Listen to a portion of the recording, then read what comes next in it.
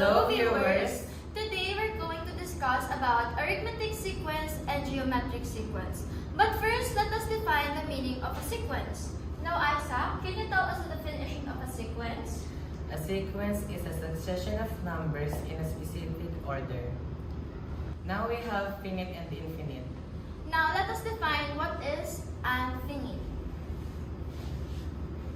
Finite can be defined as a sequence that has an end and extremes and means.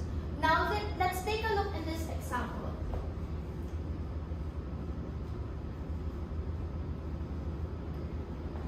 Extremes and means can refer to the first and last term of a sequence, which is 2 and 8.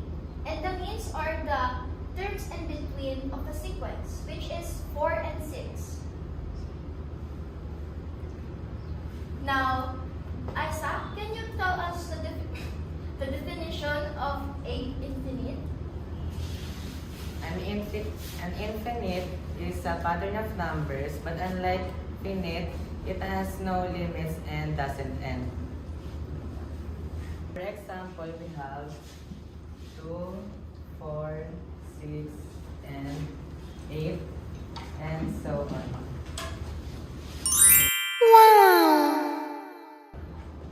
So I have here an example of a arithmetic sequence. So 4, 11, 18, 25, and the 10th term. So in this sequence, we must look for the 10th term. So in order to look for the 10th term, we will be using the formula that we have discussed earlier. So a sub n equals to a sub 1 plus n minus 1 times the common difference. So the term that we are looking for is the 10th term. So we'll be putting this here. So a sub 10. And our first term is 4.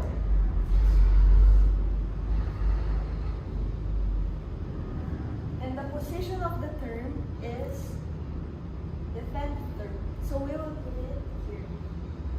And we will subtract it to 1 times the common difference.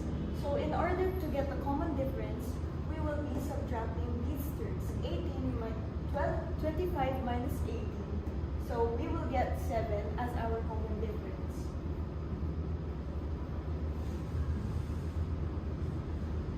So 4 plus 10 minus 1, we'll be subtracting this first. 10 minus 1 will be equal to 9 times 7.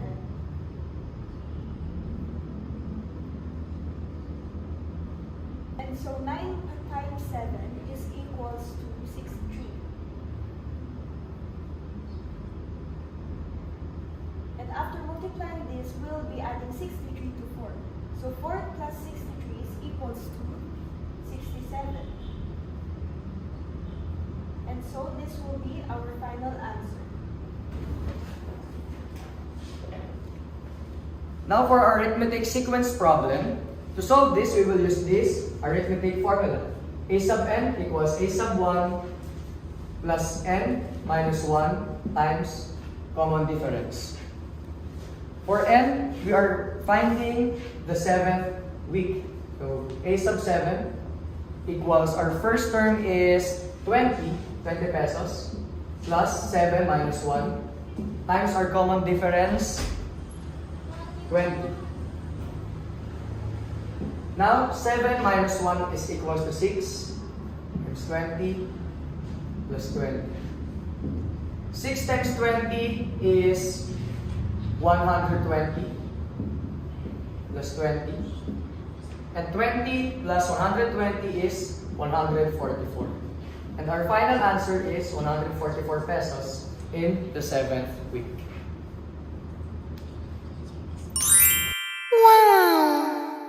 To solve this geometric problem, we will be using this formula. A sub n is equals to a sub 1 times common ratio raised to n minus 1. Then our first term is equal to 3, our common ratio is equal to 2, and the position that we're looking for is equal to 5. So let's substitute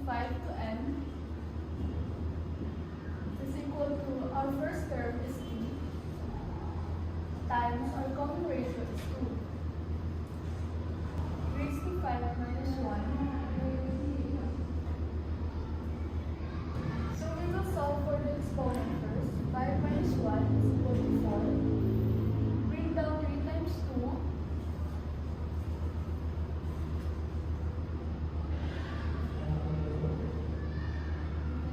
Raise to the 4th power. 2 raised to the 4th power is equal to 16. Bring down 3. 3 times 16 is equal to 48. So that is your final answer. To answer this equation, we will solve using this formula. A sub n equals A sub 1 times common ratio n minus 1. To find the common ratio, we will divide 60 by 30, 30 by 15 to get the common ratio of 2. A6 15 times 2, 6 minus 1, 5.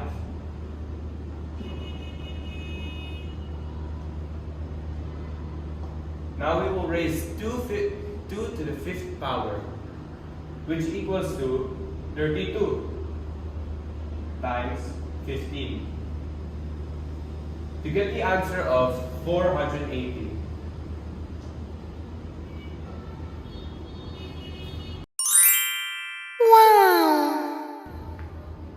So good day everyone.